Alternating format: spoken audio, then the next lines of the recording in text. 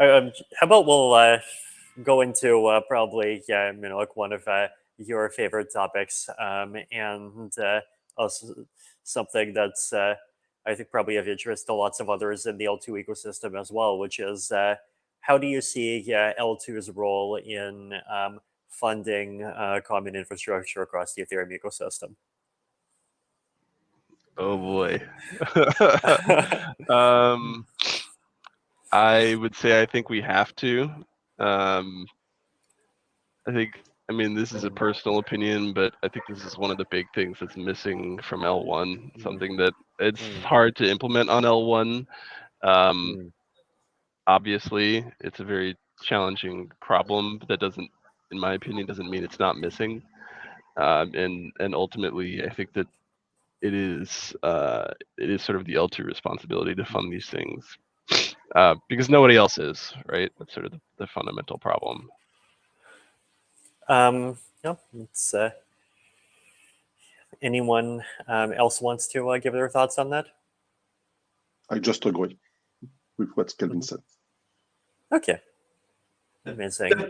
Definitely agree. Also, I mean, I think it's interesting in that like it's a very hard problem, and I think that like trying to like figure out sort of experimentation and sort of resistance to capture is really, really hard. It's very cool watching what the Optimism Collective has been doing there, just because I know there's iteration, in that it's not an easy one to crack, but it's one that's extremely high value, and in general, kind of like, I think, at least from my perspective, the thing that's sort of most valuable now is sort of exploring a heterogeneous set of kind of different possible mechanisms, just because how hard it is to actually know how these things will play out and evolve in practice.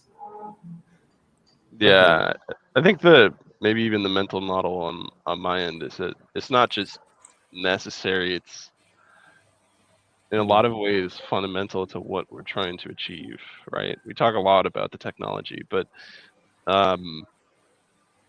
if we just build this technology where the only people that can fund it are people with an enormous amount of capital, then we've sort of just created the same system again, right? If we can't fund our own infrastructure in a communal manner, then how can we really run communal infrastructure? So yeah, I see it as fundamental to the goal. Okay. Maybe a different kind of question, but still in a similar spirit, right? So, this is the L2 peace panel, and, ideally we want to go a step beyond the sort of cold piece of not having Twitter wars with each other, and, also have a warm piece of lots of amazing collaborations. So maybe anyone interested, maybe just like share a concrete story of like what is a place on which you or your team have collaborated with someone else on this call and gotten a really good outcome out of that. I'm not going to share details yet, but we have a very, very cool collaboration with Polygon Zero, and I'll say no more. Okay. I can say some public things. For example, we are collaborating, for example, with Near. We are building a zkWasm together. I mean, they're using the order remediation system and the proving system that we have, and we are collaborating together. And especially all the proving systems and the language and all the L2s. I mean, I think this is a good example. I mean, when we're building the zkVM, building zkVM is mainly building tooling and building the tooling for building the zkVM. So all this tooling is can be used for many other projects and many other things. And what we are trying in Polygon is try to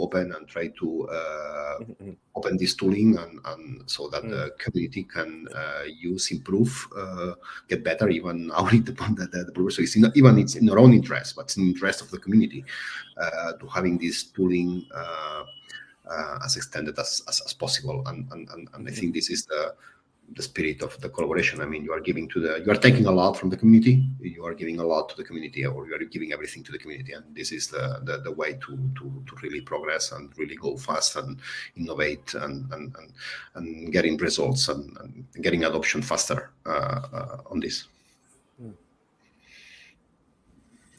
There was a great effort a number of months ago that was led by Yoav Weiss and pulled in, I think, a good number of the L2 teams to enable this interface ETH send raw transaction conditional, which is sort of a key enabler of a good 4337 experience on L2s, which was awesome, and definitely an area that benefited a lot from standardization in that we want to have all the wallets work on all the chains, and I think that it was a really valuable movement.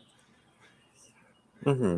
If I may, Amazing. I wonder if we could invite Abdel on the show, because like in terms of collaboration stories, like probably 99% of the collaboration stories of Starknet with other cool projects, originated in his mind or in discussions he had.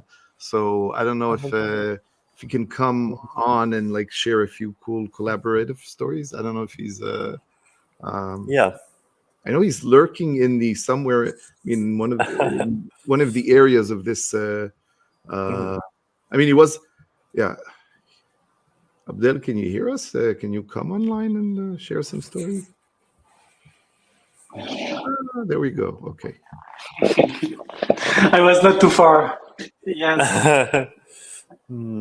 Yeah, briefly. Hi. Hello, everyone. Yeah. First of all, yeah. You hear me? Yes, we do. Yeah. Okay. So yeah, first of all, I really like to collaborate with everyone. So I welcome everyone here to reach out to me to do some kind of collaboration. I wish to do more collaboration with other L2s. But yeah, in general, we do a lot of collaboration also with other DA layer like Celestia, Veil. We also did some work with Near, but it's not directly for the public Starknet, but more for app chains and layer 3s to be able to support multiple DA layers and so on. By the way, I want to shoot out Optimism because we use ProxyD in production. So ProxyD is a tool from Optimism to do load balancing on RPC requests, and we use it in production, and it helps us to improve the liveness of the network. So this is also a way of collaborating using other people tooling, etc. And we want to contribute to it, contribute back, and eventually discuss about making it a standalone product. And why not adding compatibility with non-EVM L2s like Starknet and so on. So yeah, generally speaking, I love to collaborate with everyone, and I wish we could do that more because I agree it's very important. As Nicolas said, standardization is also very important. And even if Starknet is not EVM compatible, there are many other aspects other than the execution engine that we can standardize and collaborate together. So yeah. Perfect. Yeah. One other, I think, specific standardization topic that's worth kind of digging in just a little bit, account abstraction, right? So it's becoming a bigger and bigger topic. We're starting to see more and more of these AA wallets. And especially as we're seeing like different native AA implementations, we're starting to see different VMs become available in some cases. How are you guys thinking through like making it friendly to account abstraction while it's being able to deploy like on all of these all of the layer 2s, including yours simultaneously? As a fully compatible zkVM, we are all in the 4337. That's so we are growing together here. Okay. Yeah. Same for us. I'd be interested to hear from someone who is not in the sort of uncompromisingly 100% EVM camp. For us, as I said, we support native account abstraction, but we follow the conventions of 4337. So it's compatible, but just can do more because you can natively execute code. Like for example, MetaMask wallets can enjoy account abstraction, not only the wallets that are smart contract based. Okay. I would answer, I wanted to say I would answer, but Abdel is going to do such a better job. So, so a few examples. So on the gaming vertical that is very strong on Starknet, we have some builders who are using session keys because, of course, if you have an on-chain game, you don't want to sign each individual transactions. So they implemented some session key mechanism where you can use some session keys for the duration of the game. But of course, it's limited to a specific context, like it can interact only with a specific contracts, only with a specific selector, and so on. That's one example. Another example is, of course, Paymaster. And we will extend the native account abstraction to also have non-subtraction that will enable to send multiple transactions in parallel without having to execute them sequentially. Another aspect we start to explore is social finance wallets and social recovery wallets that can be very powerful with native account abstraction. Yeah, and a very cool example is Cartridge. They implemented a wallet that you can, an account that you can control by unlocking your Face ID on your iPhone. So it's totally seedless. You don't have any seed phrase. So you just unlock your Face ID and you interact with your smart contract. Oh, interesting. I mean, in that case, where are the underlying keys stored? But in the secure element of the phone, basically. Yeah, it's using the curve on the iPhone and implementing the verification logic in Cairo. Okay. Exactly. Yeah. Okay, amazing. We have a similar example on zkSync with Clave, where they use the passkeys for basically just like sending a link, which anyone can click on and onboard in one click, just using your Face ID. And you also have Paymaster examples on zkSync. That's no, this is lovely. I feel like we should be having some account abstraction wallet piece calls to it.